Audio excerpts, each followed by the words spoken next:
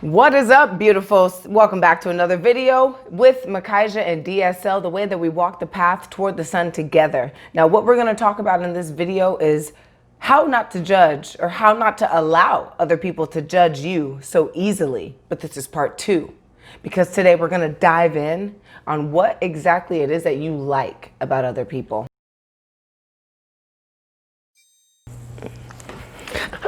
All right, fam, I stole her from her treat, so you got it, Ma? She's just looking for a place to go. She said, you know what? This is frustrating right now. I'm trying to get to a good spot where I can just eat my treat in peace.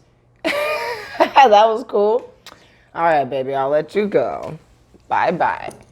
Enjoy.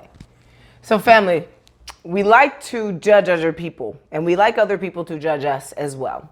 And I'll tell you why we like other people to judge us. Because first and foremost, we know that we all have this internal representation of ourselves that we do our best to explore on the outer realm. For example, this necklace I'm wearing, it says my name, okay? It says my name on it, Makaiza, and it's gold, and it has my birthstone in it. What I love about this necklace is that it's gold, it's got my name on it, and it has my birthstone. But why do I like those things? Well, the reason being is because I feel as though they represent who I am internally, right? Because I've associated this body and my mind in this earthly plane with the name Makaiza. But if my name was Mary or Jenny, something of the like, or anything else, I would still associate myself with that name. And I would either love it or dislike it, but either way, I would have some sort of association with it. Now, gold, we all love gold for the most part. Now, I didn't used to like gold when it came to different jewelry, right? I didn't like gold because I felt as though it was gaudy. And in that point in time, my internal representation was not one of worthiness, of having something that is so valuable to the earth and to people. So do you see what I mean? By my current internal representation, I do my best to emulate on the outside. And we all do. You do too. You do it all the time. Now think about your hair color. What color is your hair? What style is your hair? What clothes do you wear? All of these things, you're doing your best to show the world how you feel inside. So why is this important? Because we judge other people normally based off of their appearance first, right? Their appearance and their body language, their facial expressions. If you're watching someone converse with somebody else, you're definitely listening to how they're speaking to one another. So you always have these little judgments and these filters that your brain goes through to find out, okay, what type of person is this that I'm interacting with? The coolest thing is that it's a natural ability, right? It's a natural thing. Any animal has that type of sense to be able to find out if this is a safe place or not. And that's all that is our reptilian brain acting as our filter, along with our past experiences. Because I could be a bad person. You know, I could be a bad person and I could be on a search for other bad people and want to attract those bad people into my life so I can continue with this identity I've associated myself with as a bad person. So this is the point that I'm coming to. What do you like about people?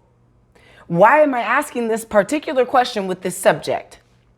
Because when we view people and we view anything on the outside world, what we normally see, like I just explained, is a filter of our own experiences and our own internal representations, okay? Because we don't simply represent ourselves by what we wear and how we look. We represent ourselves with our body language, and we also represent ourselves with our reality.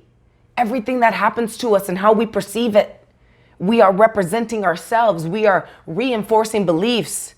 And if you're on the path the same as I am and the same as my tribe as DSL, we are moving on a way deeper path that's going to take us past that reinforcement of beliefs. We are creating our own beliefs now. And we are reinforcing those. And out of those beliefs, we will come into being, which is a totally different experience.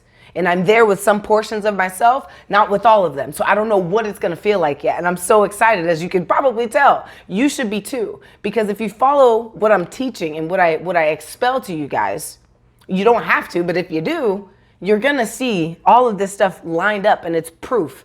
Every day, every way, you get proof back to you. So what do you like about other people?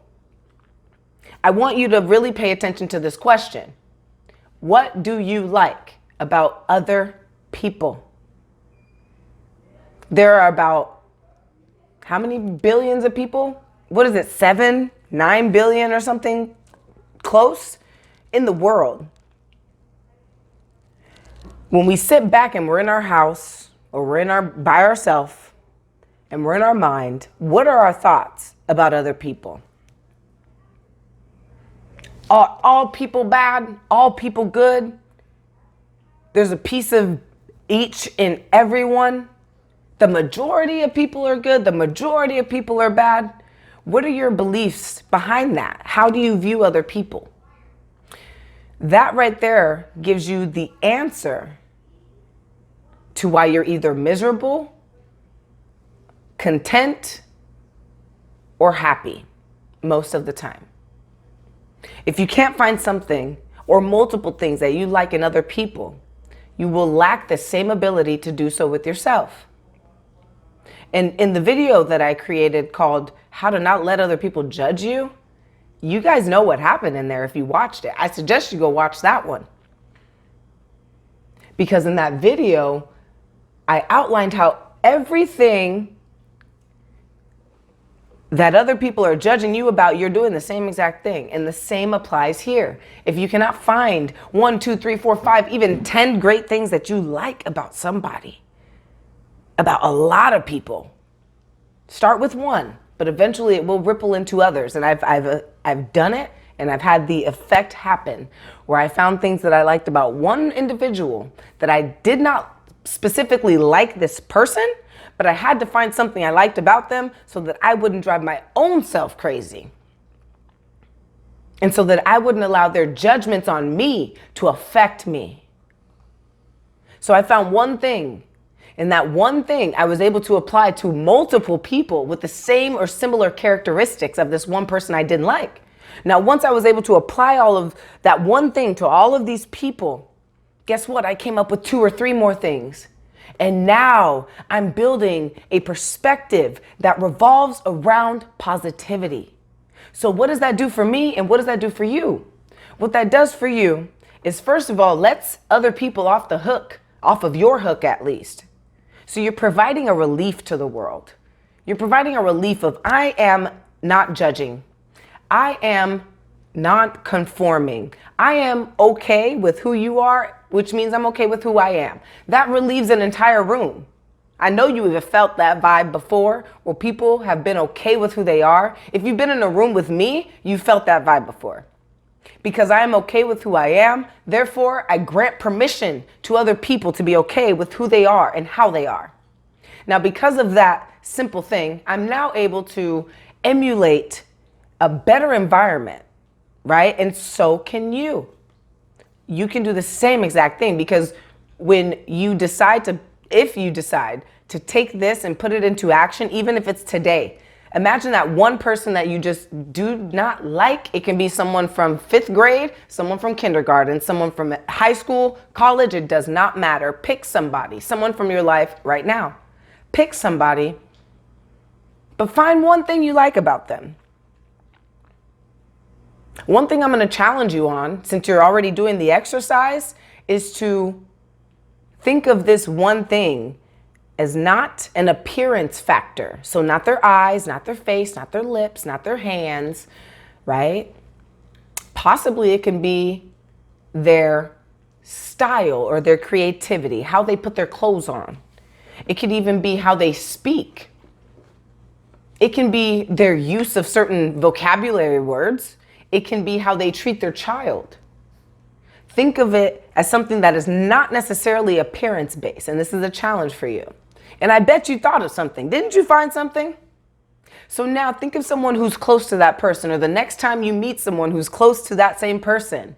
What you're gonna do is apply that same thing and do it with them. Because you're gonna grant yourself permission to stop judging yourself, because now you're focused on the good, right? And forgive me, because judgments can be good and bad. However, I'm speaking of bad judgments in this case, as we can obviously tell. But when you have that, I'm focused on your attributes, on things that are good about you, you're gonna find your own strengths. And that right there is a major key that a lot of people are unaware of. But now that you're aware of it, what are you gonna do? What are you gonna do with this information? I do pray that you apply it to yourself. If you don't, that's okay. But I didn't. Even when I knew that this was to be true, when I was 16 years old, I didn't apply it then. I didn't apply it at 20, and I'm now 26. I've been applying it for a year, and it has exponentially boosted my ability to see the good in myself as well as other people. And that ability to see that good is what makes me authentic and unique, and it keeps you watching. Namaste. If you like the video, like it, obviously. That helps the algorithm, helps other people be able to tap into the same content that you're learning. Because when we all start to tap into the same level of consciousness, guess what? We rise at the same time, and it happens faster. You know the saying, when two or more are gathered together, there is the presence of the all. That's what we want. So don't be ashamed to share this type of stuff with people that you want to be on your level. It's up to them to watch it, just like it's up to you to do it and watch it. But if you like it, like the video so other people can get it. Subscribe to the channel. Obviously, you like something about it. Watch the prior videos. I have about 63 videos or something now. I know that's a very fucking specific number, right? 63. But I do have about 63 videos out. You can watch them on YouTube all day long. DirectSunLight Life. And I probably am going to change the name back to DirectSunLight. But either way, I love you guys, and I'll see you on the next video.